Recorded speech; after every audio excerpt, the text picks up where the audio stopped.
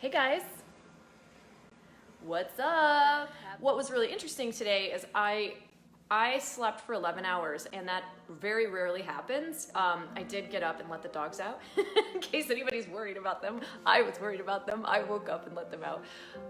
But I slept for 11 hours, and that's not necessarily like a great thing. I mean, I feel amazing and really, really rested. And I'm so glad because I know that my body is doing what it needs to do, and it's just needing to catch up because I've been traveling a ton recently, and traveling between East and West Coast time zones is brutal. It's just that 3-hour difference sometimes can be enough. Even a 1-hour difference in time zone can be enough to disrupt your sleep. And why does this matter? Well, it's interesting that, let's say if you got a lot of sleep and your body's trying to catch up, great. But when I woke up, I saw someone said she got 9 hours of sleep and she feels exhausted. I woke up feeling pretty exhausted myself this morning, and that was a real sign to me that today is going to be a day of restoration, relaxation, and just chilling out. Like if I went for a walk this morning with the boys, and I will be doing some yoga later today and maybe doing a sauna or getting a massage because I can just tell that my body needs total replenishment and a reset. So, okay, this is great. So I'm loving seeing all of your comments and check-ins. So definitely post more about how much sleep you've gotten and last night and where you're watching from, because I'm super interested to see all these different time zones represented. And hey, I know there are a lot of night shift workers that watch my videos, and I want to say hi to you guys. I used to work a late shift too. I worked from 10 at night till 6 in the morning.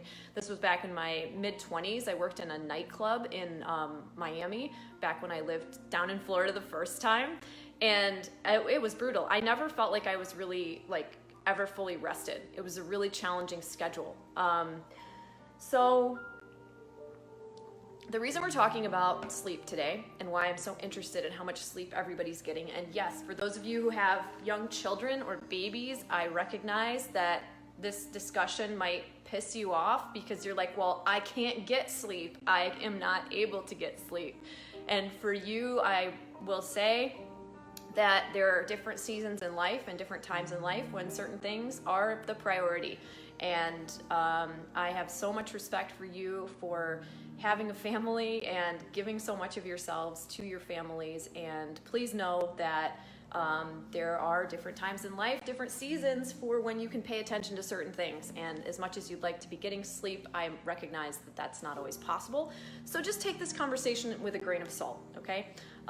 Because not everything I say has to apply to you right now, but it is important to understand the science behind it and understand what's going on with your body and why it's doing certain things. So the reason I want to have this conversation about sleep is that I got a great question yesterday. I answered a ton of questions on Instagram stories yesterday, and one of them was, how do I lose body fat while maintaining or gaining muscle?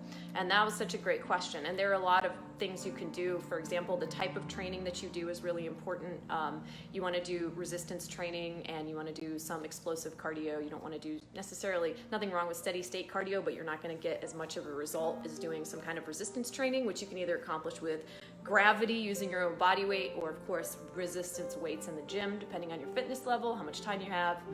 All those things are important. So I went over that in that video on Instagram TV yesterday. Super, super important stuff. Watch that video. It's really good. It's just 10 minutes.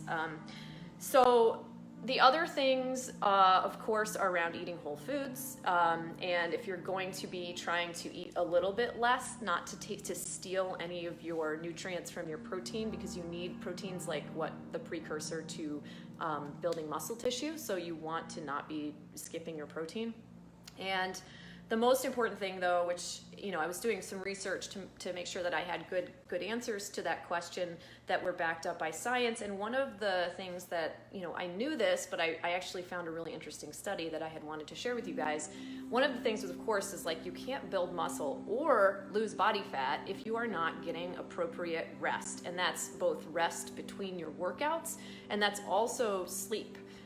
So I wanted to talk about sleep today because I personally have been struggling or just noticing, I guess, this particular issue in myself. I went through a really stressful period at the beginning of the year where there were a lot of things that happened behind the scenes in my business, and then a lot of things that happened with me moving, which, as we know, moving is one of the 5 most stressful things that happen in life. There are a lot of stressful things that happen in life, but moving is kind of a prolonged stressor, sort of like getting married can be a really prolonged stressor. It might be a happy thing that has happening, but it's still extremely stressful, and you have to do all this stuff to like deal with it and remember all these things. Has anybody here moved recently, or are you planning to move? I'd love to hear, or do you remember a time when you moved and it was just insane, like how much you had to think about and remember and organize? I mean, you're being like a project manager, you're being, you're also like, there's a lot of uncertainty. You've got to deal with a lot of different people, everyone from the moving company to the movers themselves, to the people whose house you're moving into, to the people whose house you're leaving, to the cleaners, to like pretty much everything that you are dealing with. So tell me about that. I'd like to hear that about moving. Anyway, so I moved. Long story short, I moved. And over the last couple of months, in my body scans, I noticed that my body fat was increasing and my bone and muscle density was decreasing. And that was significant to me and sort of alarming, especially the bone and muscle density decrease. Now, the body fat increase, I knew why it was happening, and it was a combination of stress, so elevated levels of cortisol in my system over a prolonged period of time, and also lack of regular sleep. And I moved from the West Coast to the East Coast, so my body was really having a hard time acclimating to this new time zone. And of course, I didn't just move here and stay here for 3 months straight. I started traveling and going to do important things for work and had business trips that took me all over the place. And so I didn't get into a good normalized circadian rhythm, and my body fat just kept creeping up. And I just was noticing that. And well, mentally, I feel good as my body fluctuates up and down. I'm not beating myself up for having more body fat or less body fat. I'm still performing workouts and paying attention to my nutrition and doing everything I could within my 4 pillars of health to stay healthy. I recognized that this was happening. And I wanted to, obviously there are, like I said to my parents out there who are struggling with, sleep deprivation because of your kids, I accepted that this was a time of my life where I was gonna just deal with this occurrence because it was important to me to be focused and present to my life. Like I wanted to move. It was a stressful time. There's a lot of things going on, and I knew why what was happening was happening. So I want to share with you some of this stuff and what actually happens, and why now my body is starting to regulate in the other direction. And that's a lot to do with getting into the proper circadian rhythm, getting into better sleep habits and better sleep hygiene. And I said when I started this video, I asked everybody, how much sleep did you get last night? Now, I got 11 hours of sleep, which was insane. I don't usually get that much sleep, but clearly the body needed it. And I didn't wake up feeling all refreshed and awesome. I woke up feeling tired, which was a good sign to me that my body just really needs rest. And somebody else had commented earlier that they had a lot of sleep and felt like that. So here's some science for you. So the amount of sleep that you get really does impact whether or not you lose muscle as you lose fat, and this is totally impacted by your hormone levels, which shift based on your sleep amounts. So obviously when we have, like I mentioned, when we have very little sleep, cortisol, which is a very important hormone that we have, it elevates and often will stay elevated. Stress also elevates cortisol and can help make it stay elevated as well. And we don't want this because cortisol likes to help us package up body fat and put it into our fat cells. Any free-floating glucose that we have, it's going to want to put it in our fat cells. So that's something that will happen. It's also interesting, cortisol also promotes muscle breakdown, which is something that I didn't know until I was doing my research. But that's not ideal because here's the thing, right? It's not about how much we weigh. It's about our body composition. So if you're gonna look at it in sort of like more fitness terms, we wanna know how much muscle we have and how much fat we have, right? These are the things that we're often looking at. And for my ladies, as we're going through time, gracefully aging, there is study, there's science, like we start to lose bone density and we start to lose muscle. Very often this is because our lifestyle becomes more sedentary. So I would really strongly encourage you to be moving more as much as possible. Getting out and walking is great. Doing resistance training, doing explosive cardio, and this is what I was saying yesterday, this is how I write my programs, is for this exact purpose, so that you can combine these two very important key elements of gaining muscle and losing body fat. And why do we want to lose our body fat? Well, it puts extra workload on our heart, extra workload on our joints. Fat is a storage vessel for toxic elements that our body is filtering out from the environment, from foods that we've eaten, and it can make our bodies very toxic. So we want to keep our body fat at a healthy level for each of us, and we want to increase our muscle density, our muscle in our body, because that helps protect our joints. It gives us more mobility as we age. It gives us more strength, obviously, to do all the things that we need to do. It's good for your heart. It's just all around important to be getting, to be adding strength to your body. And putting on muscle is, I want you to just completely forget about bulking up. You're not going to bulk up. We all have varying levels of estrogen, progesterone, and testosterone in our bodies, and we need testosterone to build muscle. And that doesn't mean that you're going to get big and bulky. I don't look big and bulky to you, and I do plenty of combined resistance training and explosive cardio. And I am totally I know that my physical appearance, it's sort of lean, and you can see my muscle tone. And that's because I'm focusing on eating whole foods. I'm eating a good amount of protein for myself each day, and I'm not, I'm trying right now to get back onto a sleep schedule, which I know is going to be the piece that will really bring it all together for me again. So we talk a lot about the 4 pillars on the BettyRocker.com blog. It's sleep is number 1, nutrition number 2, stress management number 3, and exercise number 4. These are the 4 pillars of health.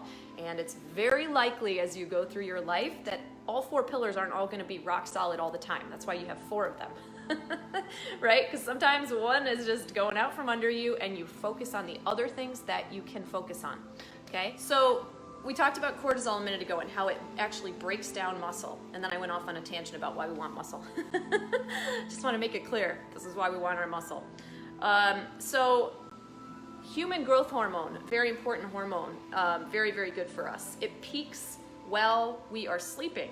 So that more of it is released when we're doing resistance training. So it's really important for building healthy tissue, for bringing us into our optimal, full, vibrant self-expression, and we want to do things that trigger its release. So resistance training is one of the ways you can increase human growth hormone, and it also ultimately peaks during sleep. So getting good sleep, getting into that deep sleep, very, very important.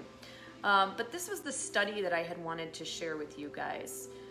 So if you're not getting enough sleep, like a significant amount of less sleep, it decreases the fraction of weight lost as fat by 55%. So this is crazy. So they did a study of people who were getting 5.5 hours versus people who were getting 8.5 hours of sleep per night. And the people who were getting 5.5 hours of sleep per night, their rate of fat loss, so how much fat they were able to lose during this period, decreased by 55%. So they were not able to lose fat. Like they slowed down how much they were able to lose fat. And they had these people on, like both of the people were on like a whole food diet basically. And the people who were getting 8.5 hours of sleep were losing 55% more, a rate of 55% more of their body fat. So that was pretty darn significant. As little as 4 days of sleep deprivation reduces the body's insulin sensitivity, increasing the risk for fat storage while reducing the body's levels of growth hormone. So this is all saying the same stuff. Not getting enough sleep is a huge culprit in undermining our health. And really decreasing the amount of muscle that we're able to, especially if you're bothering to do like workouts at all, you're bothering to like do hard workouts, or you're doing resistance training, or you're doing basically anything to help get yourself stronger, and then you're not getting sleep, you're completely undermining your efforts. Just like you're working out, you're exercising, and then you are eating crap, undermining your efforts, right? Like they always say, oh, you can't out-train a bad diet. You can't out-sleep.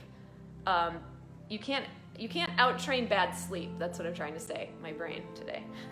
Speaking of my brain, lack of sleep, lack of adequate sleep, you can't focus. You can't remember things. Your memory will be shoddy.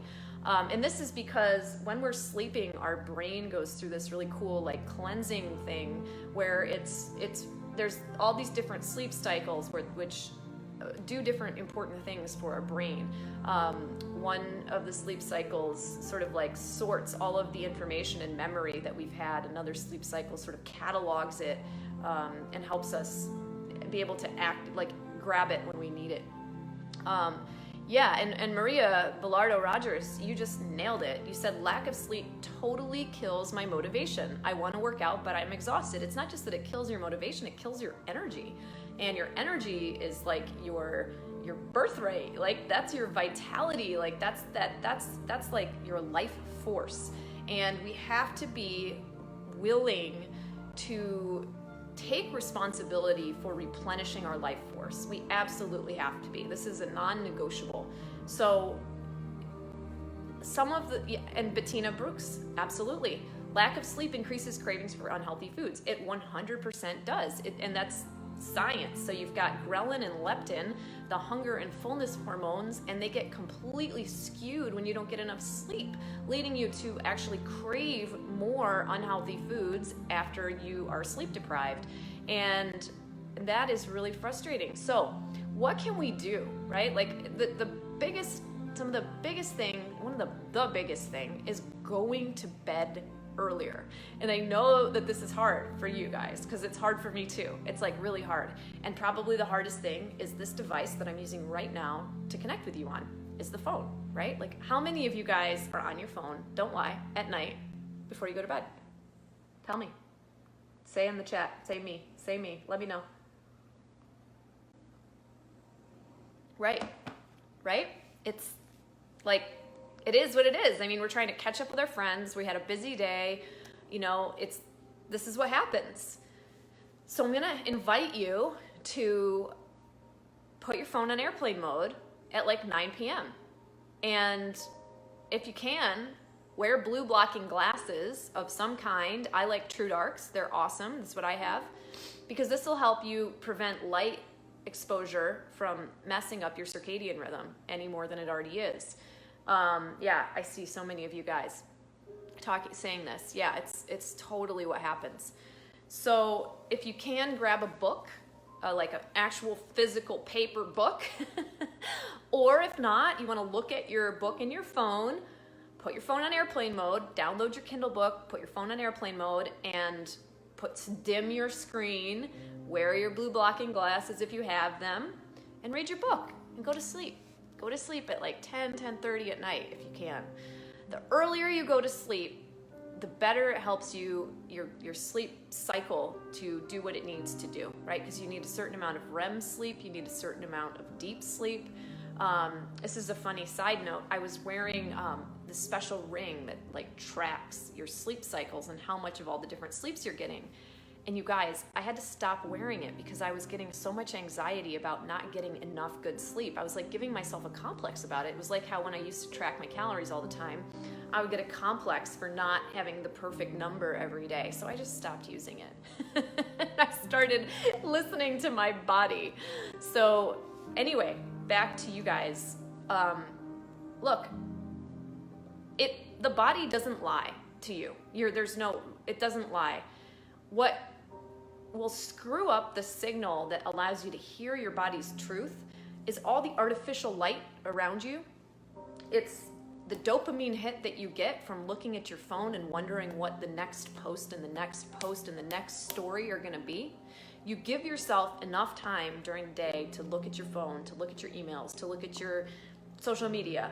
Give your body the time that it needs at night to cycle down, to rest and digest. It needs to get into that parasympathetic state so that you can truly get completely restored and replenished for the next day.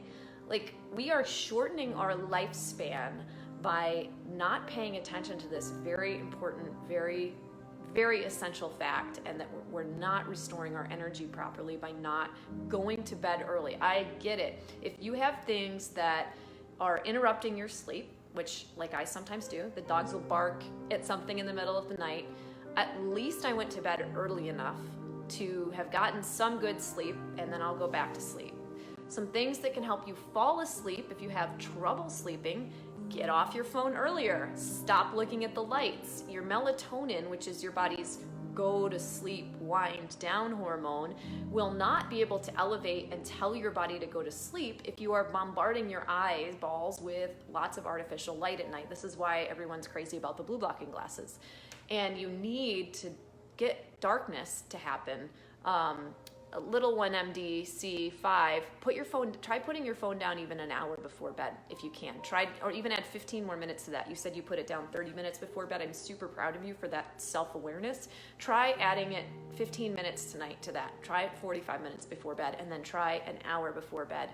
The goal, so Wendy, you're commenting about earplugs, so I'm going to talk about that. So what we want to do to get good sleep once we get into bed with our book, with our blue blockers if we have them, with the lights dim, whatever it is, to cycle down, or just putter.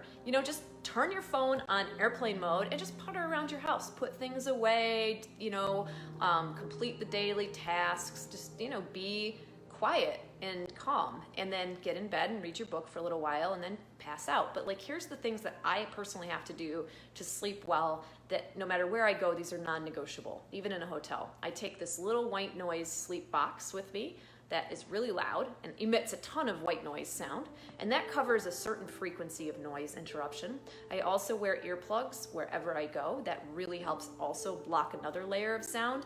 And back when I lived right in the heart of the city, which I did for many years, I also would run a fan, and that helped a lot too. So I would have 3 layers of sound barrier protecting me, and I would black out my windows. I would use blackout curtains, and then when I couldn't do that, or if I was traveling, I always wear a sleep mask at night so that I can really block the light from coming in my eyes. Think about how our ancestors slept. They had candles, they had firelight, there were the stars, and once that stuff, once it was nighttime, it was freaking dark. They didn't have all this unnatural light coming into their eyes.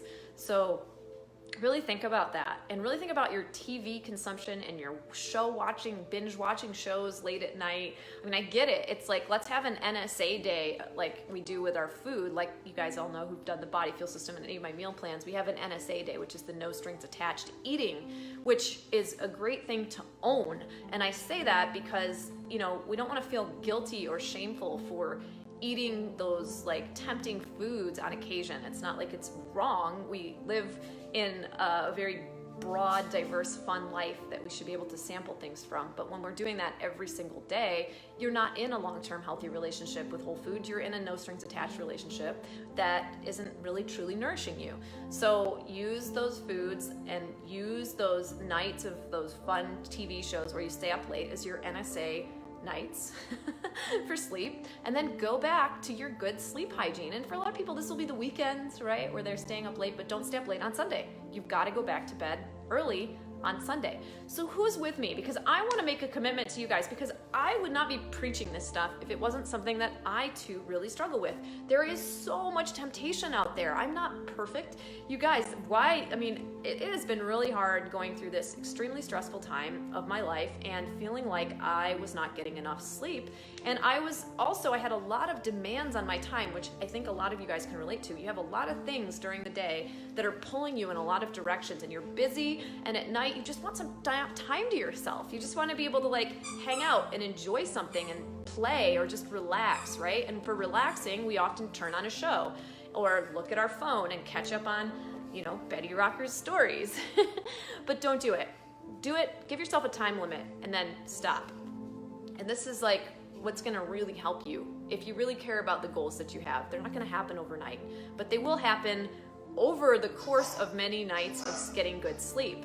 So Megan, that's a great suggestion too. She uses sound frequencies when she sleeps. That's really great. Really, really, really good. Oh, Wendy, yeah, sorry, Bodhi has a toy and he's squeaking it, so your dog's probably squeaking. That's so funny. Another thing that I wanted to suggest is being mindful of how late you're eating. When we eat, our core temperature rises in order to process the food that we're eating, and that will prevent you from being able to fall asleep. So whenever possible, please, please, please don't eat right before bed. And that will help you fall asleep. You'll get better, deeper sleep because your body's not trying to digest food. It's got a whole cascade of hormones that need to happen in order for you to process food and that you've just eaten. Cheryl, you're asking me about melatonin supplements. Well, they wouldn't really be necessary if you were able to get into a good rhythm with your body so that you didn't so that melatonin could actually rise in the evening the way that it's supposed to. Your body has a way of taking care of itself and keeping track of this stuff if your circadian rhythm is working properly. And if you're needing melatonin supplements, I would try to not get addicted to them and maybe use them. Like when I've ever used supplements for sleep, it's when I'm changing time zones, and that can be extremely helpful because I just have to remember to take them at a time right before, like an hour or so before I want to actually go to sleep in that new time zone. So very, very, very important. Just to remember, like, you don't want to rely on supplements. You want to let your body, supplements can be, all different kinds of supplements can be a great way to get your body back on track in some regards, but I wouldn't use them chronically. I would actually look at your lifestyle and make some changes so that you don't need them. Also, great suggestions over here. KL88 is talking, KL8H88. She's talking about Calm app. I love the Calm app. Sleep meditation, also great. I recently got to try out a Stim10s machine, which emits frequencies that stimulate the vagal nerve, which brings your body into parasympathetic state. Great for meditation, great for anxiety, also great for sleep. You can look it up, Stim10s, STIM. TENS, Stim10s, I think. That's, little 1MDC5. I read. It's a free pill for sleep. Go to bed early. I read in the New York Times. So that's great. Or you read that in the New York Times. No, it's totally true. 100%. Awesome. Yeah. Lori Stopfel, yeah, your anxiety keeps you awake. It's hard to shut your brain down. Girl, I totally feel you there. That's something that I worked a lot on. So Stim10s I read a lot of reviews about the Stim10s, and there were a lot of people who had anxiety said that really helped them fall asleep. Also learning to meditate. I've recommended for many of you Ziva meditation. It's really easy to do, and I will do that before bed sometimes if I need to calm my brain down. But really a lot of what will calm your brain down before bed is getting away from the light, getting off your devices, and just being with yourself and practicing that. Like a lot of us, I feel like this is something that I just have wanted to say for a while. I feel like, myself included, I feel like we have this expectation that when we start a new practice, we're gonna start to see a result within a couple of days.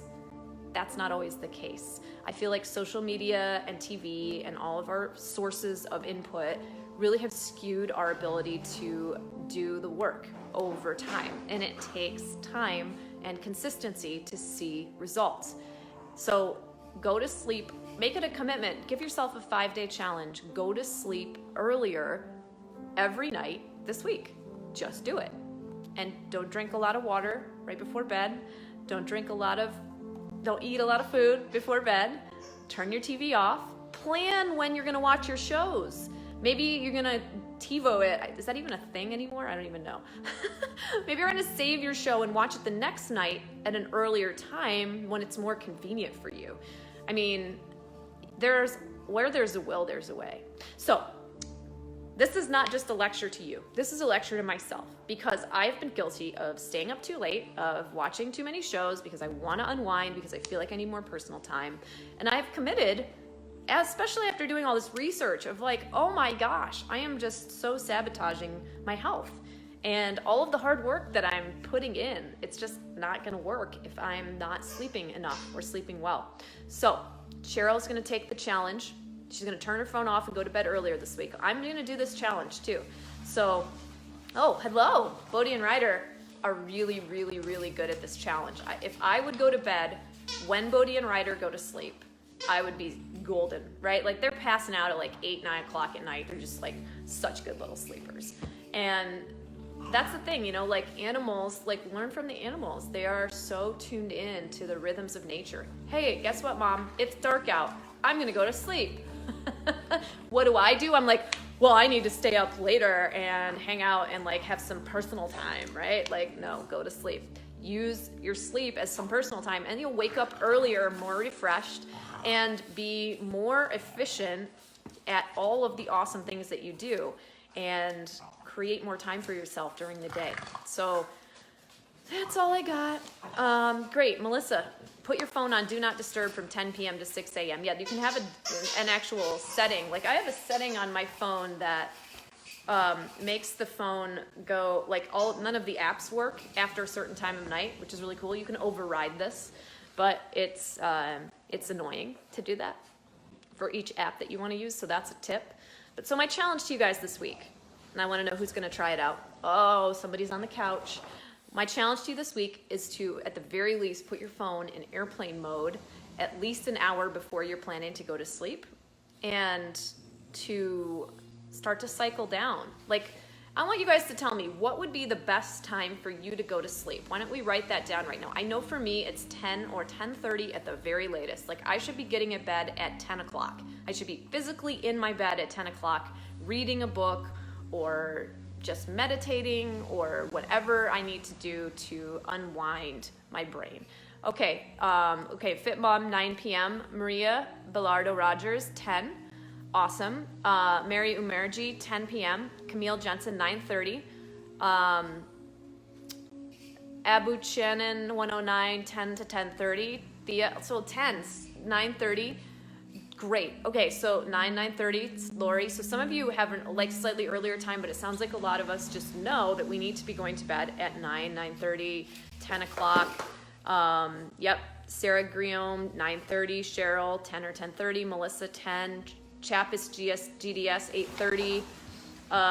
Good. So you guys have awareness of the time, okay? So I want everybody to, some of you guys are probably watching this on your phone right now, but after this is over, I want you to set a timer in your phone, a daily recurring timer in your phone that is for put phone on airplane mode. And I want you to set that for 30 minutes to an hour before you are going to bed. Now, if you're someone who, I know that there's some of you who cannot put your phone on airplane mode because of emergencies, et cetera, or like you need to worry about it. But please set a timer for get in bed at a certain time. And I'm gonna have like 3 timers in my phone. One is put phone on airplane mode. One is get in bed, right? Like that's like what I have to do. And like some of the things that, another important timer for me is because I need to brush my teeth, wash my face, put my hair up, get my PJs on, like all these things. I'm gonna set a timer for that too. Like get ready for bed, right? Like let's just try that this week. Let's build some healthy habits. And I know that's so Abe Buchanan, you said, I think mine is tough because the kids go down at 8 to 8:15. So then I'm trying to close everything up. So use that as your personal time to putter around and like get yourself ready for bed after the kids go to bed, and then look forward to getting in bed and reading a good book or taking a bath. Like draw yourself a bath after you put the kids to bed and let the water run while you are puttering around putting things away. And I mean, taking a hot bath before bed is a great way to fall asleep, because when you get out of the bath, your body cools off pretty rapidly, or you can also like take a cold shower like I do. I do a hot bath, cold shower.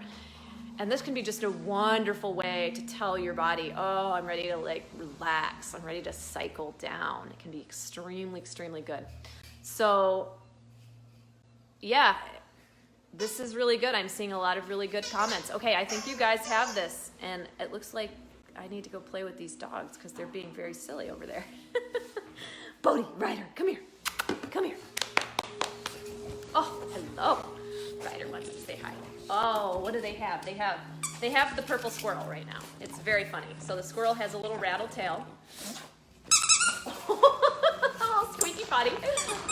Think about it though. If we don't get good sleep, we're not as our energetic, vibrant best selves to play with our kids, to play with our pets, to show up fully for the people in our lives. And I mean, we're missing out on life. And I know so many of you guys who follow me, you follow me because you have goals. You want to have a fit physique. And you're like, well, I'm doing your program and it's not working. I'm like, okay. But what else are you doing or not doing, right? Where else are you what are the rest of the 4 pillars? It's not just about your nutrition and your exercise, and so many people are over-focused on exercise and not paying attention to their sleep or their stress and sleep. So definitely pay attention to these things because you do have the power. You have the power, you really do. And there are a lot of suggestions all around you every day, constantly about, oh, you should be watching this show. Oh, you should be doing this thing. Oh, you should be eating this food. Oh, you should be so distracted by so many things in life, but you have the power. You can control this. You can. And I highly recommend that if you came to this video today, you were here for a reason. And we are in this together. So do the challenge. I know that you probably need to get going because it's been about, oh my gosh, 40 minutes already. I need to get going. It's great to see you. Thank you guys so much for coming and hanging out with me. It's just such a pleasure to see you. I'll talk to you really soon, I hope.